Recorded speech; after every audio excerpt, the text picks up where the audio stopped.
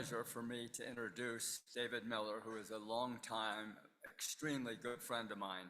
This program you're about to hear just touches on what Chris just said and what our district governor just said about serving other people. I think you're going to enjoy this.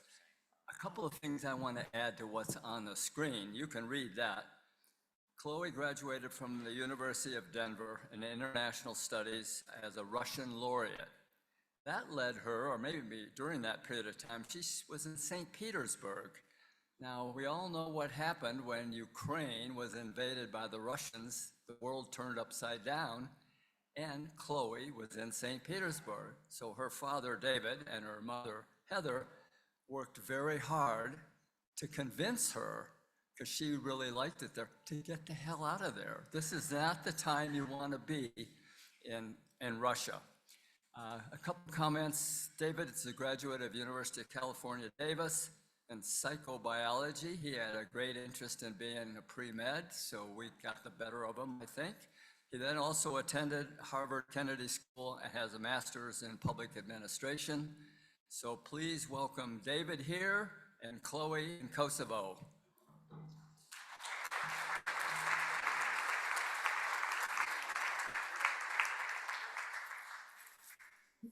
Hello, everybody. Thank you for the introduction, TK. I'm Cloe Miller, and with you is my father, David.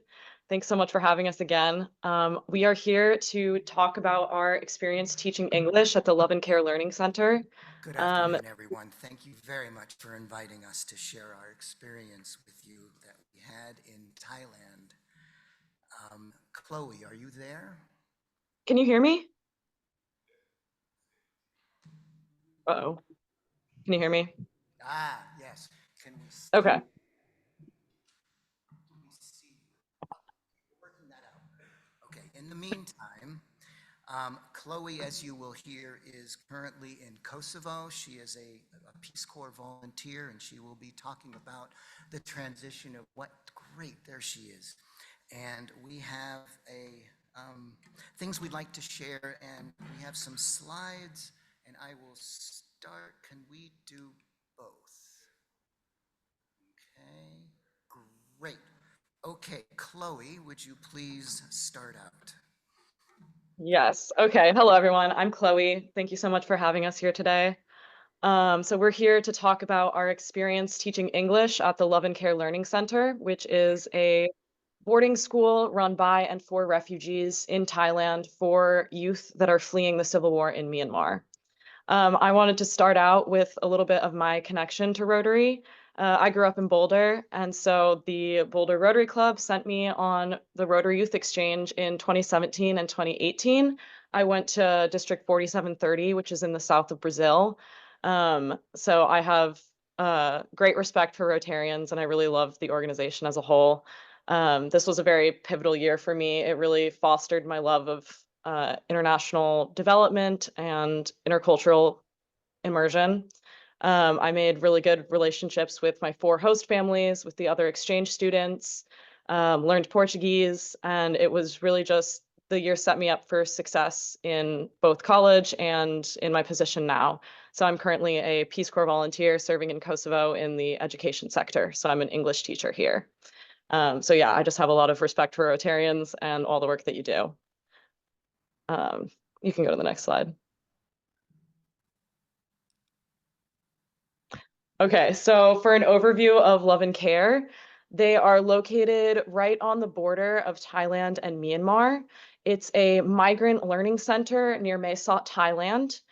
They consider themselves migrant students rather than refugees because they don't have the legal status of refugees, which would grant them certain legal protections that they don't have, unfortunately. The kids often cross the border on foot. There's a river that they cross over carrying all of their stuff above their heads. The school not only educates, but feeds, houses, and nurtures all of these students. The most recent civil war in Myanmar started in 2021, but violence and oppression has been happening for several decades now.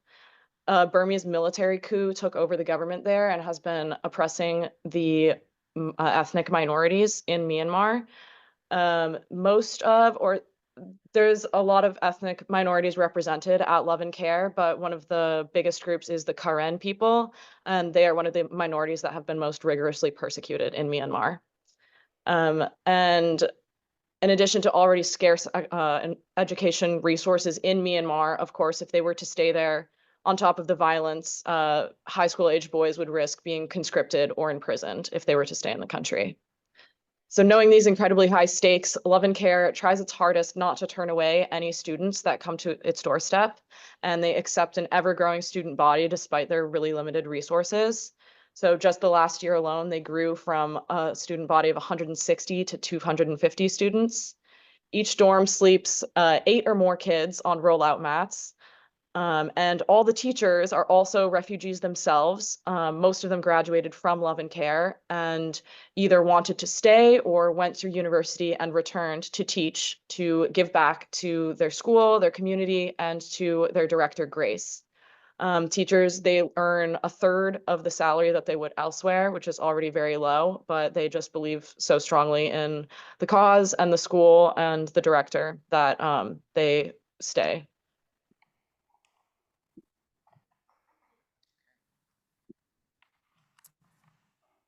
So, a little over 2 years ago, my family, my wife Heather, my son Noah, and myself flew to Bangkok, Thailand. We had somebody with whom we were working with here in Colorado to help us find an agency where we could provide service. But when we landed in Bangkok, we had no idea where that was going to be, what we were going to do, and with whom we were going to do it. But we knew we wanted, as a family, to offer service. And everything that I heard prior by the governor, what you were talking about, fits perfectly with our motivation as well, that this was a passion service project for us. We all deeply believed in literacy and education. I myself am dyslexic and have struggled with my education for my years. So education had a very personal driver for me. And so as a result of several twists and turns, we finally ended up at Love and Care.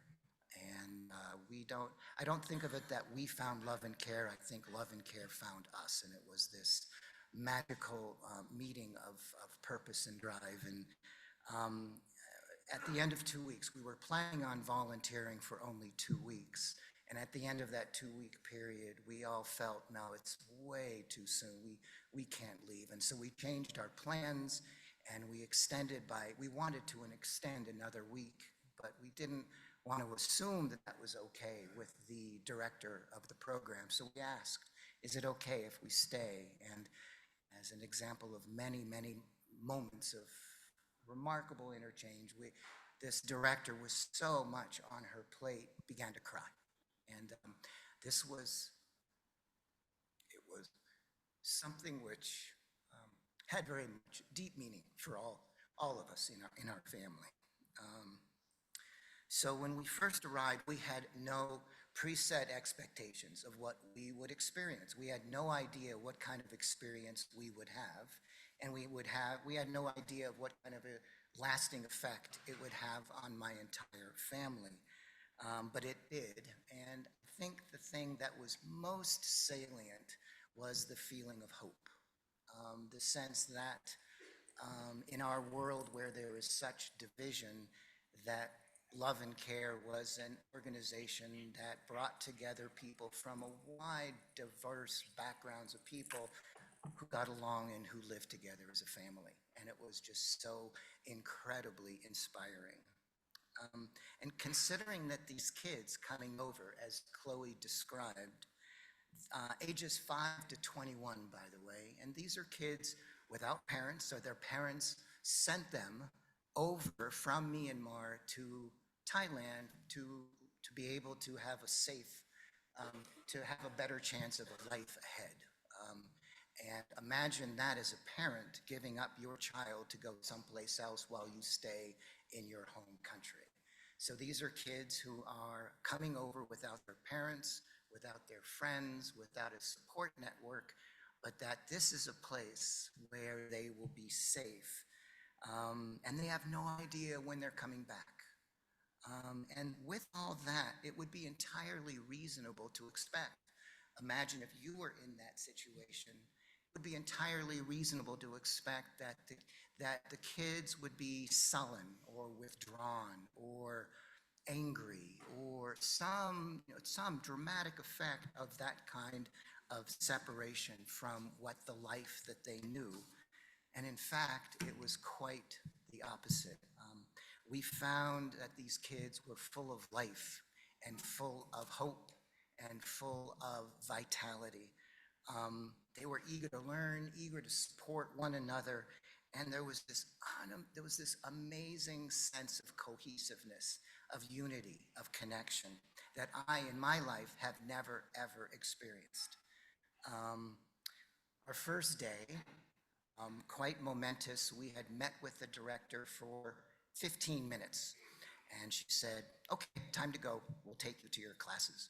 And I remember Heather saying, do you have any books? Do you have any material? Do you have any curricula? Do you have anything that we can use to help us with our teaching? And she kind of looked around and said, okay, here's a book.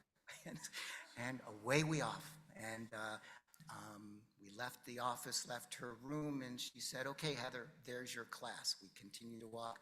Okay, Noah, there's your class. Continue to walk. Okay, there's your class, David. And on we went.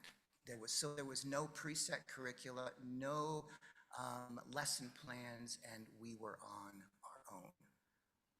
But the flip side of that is we're on our own, and we can then make what we wish to make out of it. And thanks to the thirst of knowledge and thirst for learning that these kids had, and their patience for their willingness to let us teach in a way that we were still trying to figure out, that the teaching experience was transformational. It had such a huge difference on our lives, and it was a means of sharing between us. Okay, Chloe, your turn. So I was not with my family that first time that they went. I was in my last year of school at the time. But of course, they came home absolutely raving about the experience, how much it had changed their lives. And so, of course, I joined them the next year. So last December was my first time volunteering there. And so I had very high expectations, and they exceeded all of my expectations. They were even more compassionate, resilient, diligent, everything. So they're absolutely incredible.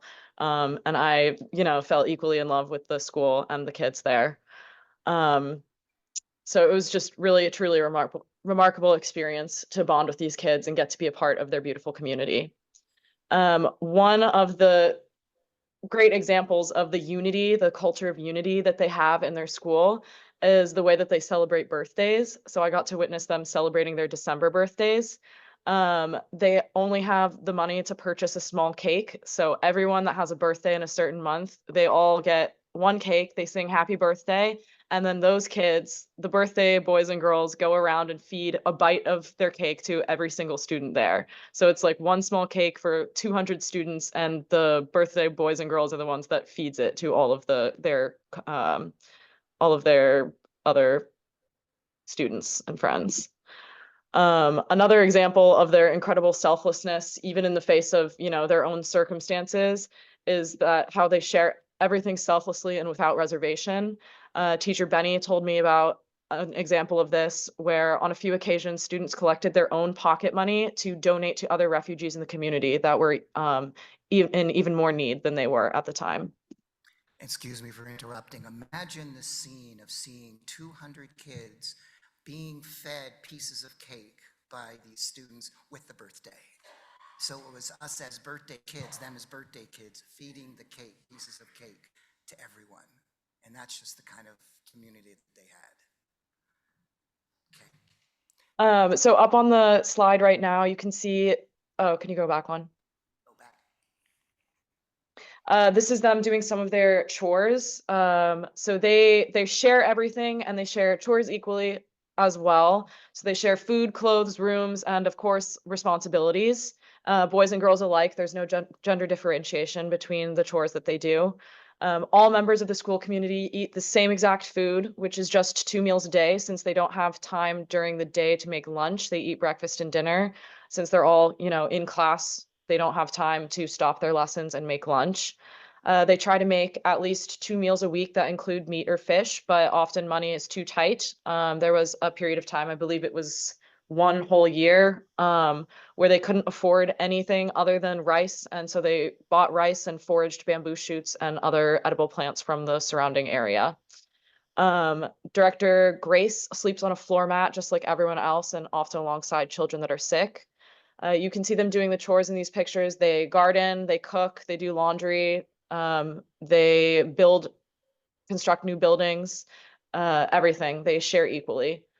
Since the students are full-time residents, it's a boarding school, they rarely leave the compound, so the teachers and the director manage every aspect of the now 250 kids' experience, including their education, nourishment, clothing, hygiene, living environment, medical attention, extracurricular activities, worship services, and every other aspect of their daily life.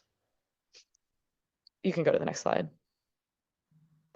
These show a couple of pictures of them in class, a couple of their classrooms.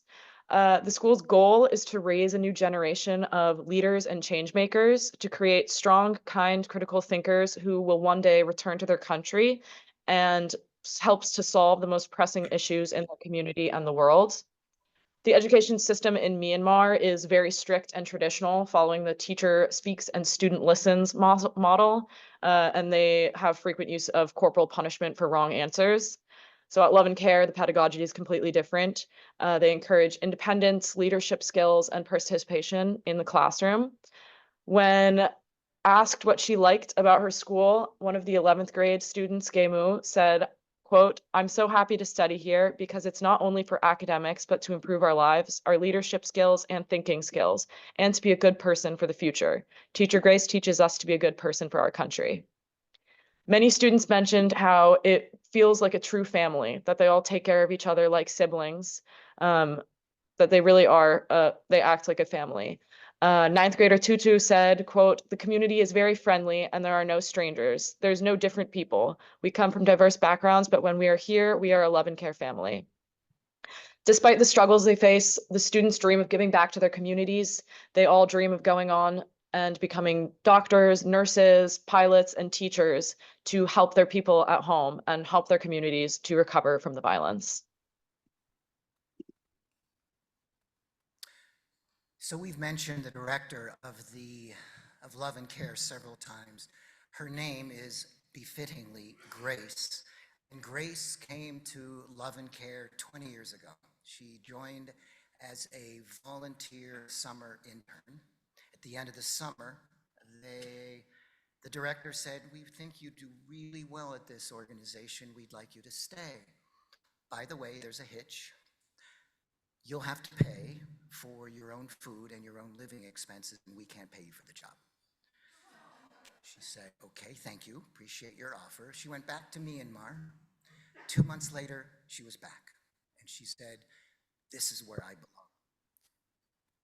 And has been there ever since for the last 20 years.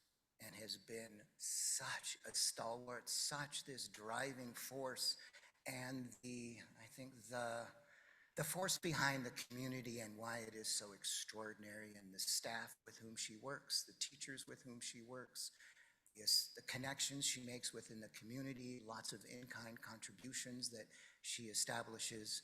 Chloe mentioned how there were times when they did without. There was a year where they did live off of foraged bamboo shoots. We're all familiar with annual budgets. They don't live with an annual budget. They go month to month to month. How you can have an organization be so vibrant and stable without really knowing your budget is just mind-blowing to me, but they do. And she just said the money will come, and it does. And or she does in-kind contributions, or they do without, but they make do. So Grace herself, her father was a minister, and she herself went to seminary, and She has created a safe and nurturing safe haven for students for love and care.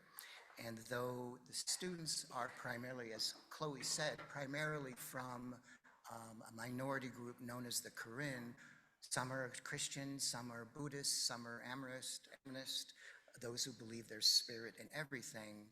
Her attitude is, we are all one family. And she treats everyone as such. Okay. So she talks a lot about cultivating a culture of family. The thing is, we've all heard the importance of creating a culture of family, and it's so easy to espouse, but it sure is hard to live a life where you have a diverse group of people in such a way that people really are truly collaborative. And this is even more remarkable considering these kids come from different villages, towns, cities, representing different socioeconomic groups. They also represent 3 different language groups, speaking 3 different languages, and yet there is this cohesive group family feeling. And something Grace says all the time is that no matter where you are from, rich or poor, Christian or Buddhist, we are all one love and care family, and we take care of each other. Okay.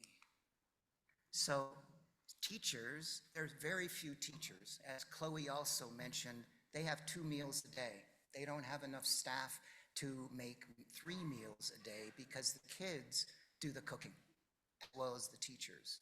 But teachers then not only teach, they also work with several different work groups.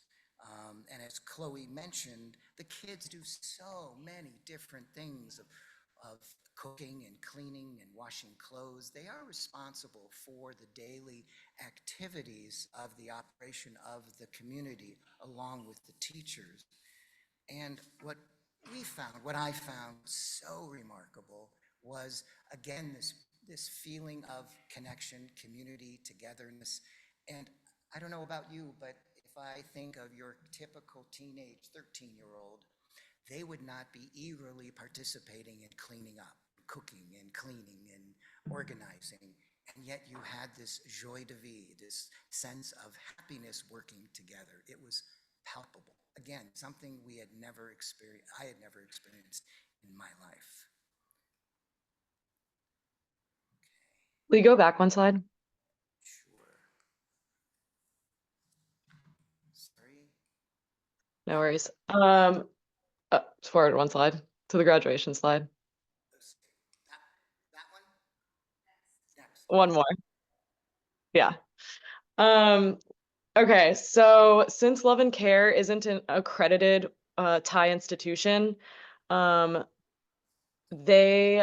students can't register in accredited institutions because most of them are undocumented. Love and Care students have to take a GED exam to prove that they went to high school. So the Love and Care degree on its own, since it's not an accredited institution, doesn't help them get into college or prove that they had a high school education. So for official proof of their degree, they have to take the GED exam, which is only available in English. So English language is incredibly important to getting them into higher education institutions. So when I was teaching there, I was actually teaching them American civics, since they were having to take the American GED exam. So that was really interesting, teaching a bunch of Karen children about the American government. But so far, more than 60 students have successfully accomplished their GEDs and gone on to receive university degrees as well. So they really have helped a lot of kids go on to better their lives and get a higher education. Okay, you can move to the next one. So of course, I was equally moved by my experience at Love and Care as my dad was and as the rest of my family was. And I wanted to help in a more long-term and structural way. I will be going back there. We'll be going back to teach in December as well. But I wanted to create a more structural way of sending other people who are interested in volunteering, and also of being able to fundraise and help send some funds over to the school. So I created a nonprofit organization called the Refugee Education Fund. We're a registered 501c3 in Colorado. We just started operating in February, so we're starting to kick off some of our fundraising efforts. I, saw their need for more consistent funding. Like David said, they don't receive any federal funding since they're not accredited, and they just receive sporadic donations from various nonprofits. So it's always a struggle to meet their funding demands. And also some of the donations, the in-kind donations, have been very unhelpful or with strings attached. For example, one nonprofit donated 4 months worth of vegetables and perishables, and they gave all of them at once. So a lot of it went bad. They just couldn't use all of the 4 months of food at once. So we hope to offer more resources to decrease this funding gap for them. Yeah, so in addition to sending over funding, we also want to be able to have an official avenue for sending other English teacher volunteers over there if they're interested. Our organization's mission is to support the Love and Care Learning Center to continue protecting and empowering youth refugees. And we hope to enable Love and Care to expand their vocational training programs, which Grace foresees doing soon. She wants to do sewing, agriculture, cooking, and other vocational trainings for kids who are not interested in getting a higher education, but she wants to help them also get reliable work so that they don't have to go back to Myanmar and that they can get good work in Thailand or in other countries. And we want to help them improve the quality of life for their students and to enable them to continue accepting this very large influx of new students as they continue growing. Many of you, if not all of you, will recognize another one of our board members, Chad Stam, who is a fellow Rotarian and former outbound chair for the Rotary Exchange program. So if you'd like to learn more about REF or read more about the school, please visit our website. We have the QR code up there. Our URL is refeducationfund.org. So in closing, I wanted to share a brief experience that I had with Love and Care that I thought perfectly was emblematic of the Love and Care community. I was driving in a truck with the assistant director of Love and Care, someone who I had known was a student for Love and Care for quite some time. And I said, "Why did you return?" Turns out that this assistant director had graduated from Love and Care several years ago, went on to get his GED, and attended and graduated from a top-tier university in Bangkok, then went on to be employed at a high-paid position in Bangkok. So he had made it. He had, escaped and worked in the corporate sector and was doing fabulously. And he left. And I said, "Why'd you leave?" And he said, "When I was in Bangkok, I was earning a very high salary, but there was no purpose." He said, "I worked hard, but for what?" He said, "Here at Love and Care, there is meaning. And here at Love and Care, there is purpose, and I want to live with purpose." Thank you very much.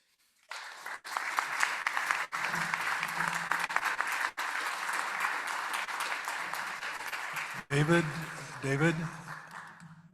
hello, over here. And Chloe, one of the traditions we have at Boulder Rotary is Rotary gets the last word. And I've been asked to offer the last word. First of all, I want to thank you for a tremendous program, both you and Chloe. It was very entertaining, very interesting, most importantly, very, very heartfelt. I also, more importantly, want to thank you and your family for the work you've done and you're continuing to do with the migrants from this horrible war. One of the things that both Chloe and David mentioned was the remarkable resilience, and I think he used the word joie de vivre, of the students. Those of us that had the pleasure to work in Myanmar know that the people, whether they're Shin or or Chan or Bomar, Kayan, they all have an unbelievable grace about them that is almost embarrassing for a Westerner, because, as you said, they treat each other and treat us so well. So thank you for the work you're doing. It's tremendous work. And Chloe, thank you for the work you're doing in Kosovo now. And it's another area that needs the help. And thank you for what you've done with your life since you were a Boulder Exchange student. That heartens all of us. We're tremendously proud of you for the work you've done, and it makes us just feel like what we're doing has a little bit of impact from time to time. One last thing, as you may know, Rotary, one of our passions is the eradication of polio. And so in your honor, we are going to donate 100 doses of polio vaccine to the Polio Plus Foundation, the Polio Plus effort, and hope that soon we'll be able to conquer that dreaded disease. Thanks to both of you.